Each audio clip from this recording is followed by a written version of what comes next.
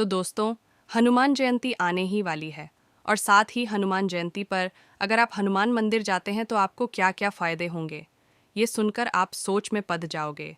हर मंगलवार को आप मंदिर में पहुंचने की आदत डालें। जिस तरह ईसाई रविवार को चर्च ज़रूर जाता है और मुसलमान शुक्रवार को मस्जिद ज़रूर जाता है, हमें भी मंगलवार का दिन तय करना पड़ेगा। बल और बुद्धि का दिवस, शक्ति का दिवस, हनुमान जी का दिवस। आप सभी को शिकायत होती है कि हिंदू कभी हिंदू के लिए खड़ा नहीं होता। कैसे होगा? क्या आपने ऐसा कोई नियम बना रखा है जिसमें आप कम से कम सप्ताह में एक बार एक दूसरे से मिले? आइए हम अपने वीरान पड़े मंदिरों को शक्ति और संगठन स्थल के रूप में विकसित करें। इस हनुमान जयंती पर शाम को 7 बजे से 8 बजे के बीच आप चाहे कहीं भी है, मंदिर अवश्य पहुँचे। हनुमान चालीसा एवं आरती का समय यही होता है। अपने घर पर सुंदरकांड पाठ करवाइए, जिससे घर में सुख शांति रहे।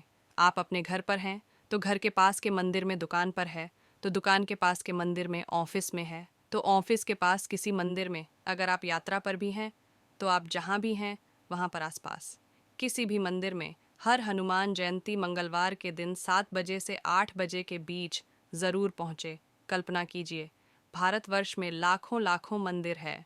अगर हर मंदिर में सिर्फ 50 से 100 लोग भी पहुँचेंगे और एक साथ उनके घंटों की शंख की और आरती की आवाज़ें गूंज आएगी, तो एक मिश्रित संगीत जब पूरे भारतवर्ष में हर मंगलवार ठीक 7 से 8 बजे के बीच में गूंजेगा, तो यह आवाज़ पूरी दुनिया में जाएगी। इसका असर बहुत ही दूरगामी होगा। विश्वास कीजिए, आज की सभी समस्याएं कपूर की तरह उड़ जाएगी। इतनी बड़ी संख्या में जब हिंदू अपने मंदिरों में पहुंचेगा, वह भी हर सप्ताह, तो किसी में हिम्मत नहीं होगी कि हिंदू सभ्यता संस्कृति को छेड़ सके। हो सके तो अपने साथ अपने बीवी बच्चों को भी लेकर मंदिर जाए। जब आप इस तरह से नियमित रूप से हर मंगलवार मंदिर पहुंचेंगे, तो वहां आपके आस पड़ोस में एक ही जो लोग हैं वह भी आपसे मिलेंगे। आपकी जान पहचान बढ़ेगी, आपस में संबंध बढ़ेंगे और फिर आप एक दूसरे के सुख दुख में भी शामिल होंगे।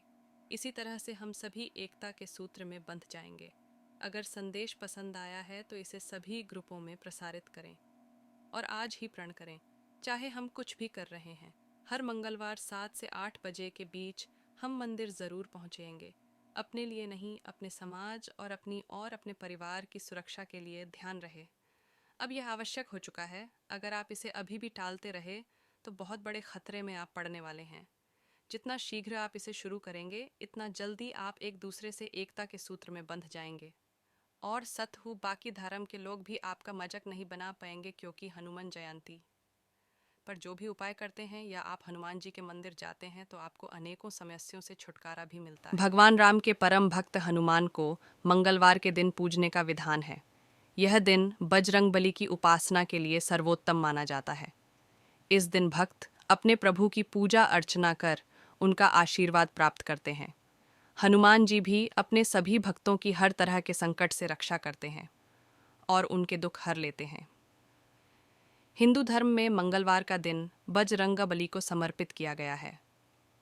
हनुमान जी को हम सभी संकट मोचन के नाम से भी जानते हैं। धर्म शास्त्रों के अनुसार हनुमान जी भगवान शिव के ही एक अंश हैं। पवन पुत्र अपने भक्तों पर कभी भी संकट नहीं आने देते हैं। हनुमान चालीसा के पाठ के बारे में तो सभी जानते हैं। ऐसा माना जाता है कि हनुमान चालीसा का लगातार पाठ करने से व्यक्ति हर प्रकार की परेशानियों से मुक्ति पाता है। लेकिन हनुमान चालीसा के अतिरिक्त हनुमान जी का एक रूप है जिसे हनुमान अष्टक कहा जाता है। ऐसा माना जाता है कि यदि कोई व्यक्ति किसी शत्रु से या किसी प्रकार के भय से विचलित है तो उसे हनुमान अष्टक का पाठ करना चाहिए। छतरपुर के रहने वाले पंडित धीरेन्द्र कृष्ण शास्त्री बताते हैं कि ज्योतिष शास्त्र में भी हनुमान अष्टक का पाठ करना बहुत लाभकारी बताया गया है। ऐसा माना जाता है यदि कोई व्यक्ति मंगलवार के दिन हनुमान अष्टक का पूरी श्रद्धा, भक्ति और विधिवत पाठ करता है तो वह व्यक्ति को सभी प्रकार के शारीरिक कष्टों से मुक्ति मिल जाती है। हिंदू धर्मशास्त्रों में हनुमान अष्टक के पाठ को लेकर बहुत सी बातें जानने को मिलती हैं, लेकिन धर्म ग्रंथों में हनुमान अष्टक पाठ करने को लेकर कोई विशेष नियम नहीं है। यह पाठ कभी भी और कहीं भी किया जा सकता है। वैसे तो इस पाठ को करने का कोई खास नियम नहीं है, लेकिन यदि आप हनुमान जी के इस पाठ को करना चाहते हैं तो इसके लिए जहां आप पाठ करने वाले हैं वहां हनुमान जी की तस्वीर के साथ भगवान राम का चित्र ज़रूर लगाएं। इसके बाद भगवान राम और हनुमान जी के सामने घी का दीपक जलाकर तांबे के गिलास या लोटे में जल भरकर रख दें। फिर पूरी श्रद्धा और भक्ति भाव के साथ हनुमान जी का ध्यान करके हनुमान बाहुक का पाठ करें। ज्योतिष शास्त्र के अनुसार हनुमान जी की पूजा करते समय जल के साथ हनुमान जी को तुलसी के पत्ते भी अर्पित किए जा सकते हैं। ऐसा माना जाता है कि पाठ पूरा होने के बाद तुलसी के इन पत्तों का सेवन करने से व्यक्ति के सभी शारीरिक और मानसिक कष्टों का अंत हो जाता है। मंगलवार का व्रत करने वाले व्यक्ति को हनुमान जी सम्मान, साहस और शक्ति का आशीर्वाद देते हैं। जिन लोगों को संतान नहीं हो रही हो, उन्हें हनुमान जी के आशीर्वाद से संतान की प्राप्ति होती है। तो चलिए अब बात करते हैं मंगलवार व्रत के फायदों के बारे में। तो दोस्तों, आपको बता दें कि अगर आप मंगलवार के व्रत करते हो तो आपकी जितनी भी परेशानियां होती हैं सभी खत्म हो जाएंगी। साथ आपके घर में सुख शांति का वास हो जाएगा। साथ ही बालाजी को कृपा भी आपके परिवार पर हमेशा हमेशा बानी रहेगी। हनुमान जी की पूजा के लिए मंगलवार का दिन सर्वोत्तम माना गया है। दिन विधि विधान से पूजा अर्चना कर हनुमान भक्त अपने आराध्य का आशीर्वाद प्राप्त करते हैं और कई तरह के संकट से छुटकारा पा सकते हैं। मंगलवार के दिन हनुमान जी की पूजा करने से शनिदेव की भी कृपा बनी रहती है। कलयुग के देवता कहे जाने वाले बजरंगबली की पूजा और उपासना के लिए मंगलवार का दिन सर्वोत्तम माना गया है। भारतवर्ष में बहुत से लोग हनुमान जी को प्रसन्न करने के लिए मंगलवार और शनिवार का व्रत करते हैं। मंगलवार का व्रत करना हनुमान जी के भक्तों के लिए बहुत लाभकारी होता है। यदि किसी व्यक्ति की कुंडली में मंगल ग्रह कमजोर है तो ऐसे में उसे मंगलवार का व्रत रखना चाहिए। मंगलवार के व्रत से हनुमान जी प्रसन्न होकर संतान प्राप्ति का आशीर्वाद देते हैं। इस दिन व्रत करने से शत्रुओं का नाश तो होता ही है, साथ ही शनि दोष से भी मुक्ति मिलती है। छतरपुर के रहने वाले पंडित धीरेन्द्र कृष्ण शास्त्री ने बताया है कि कैसे करें मंगलवार का व्रत और क्या है इसके क्या फायदे होते हैं।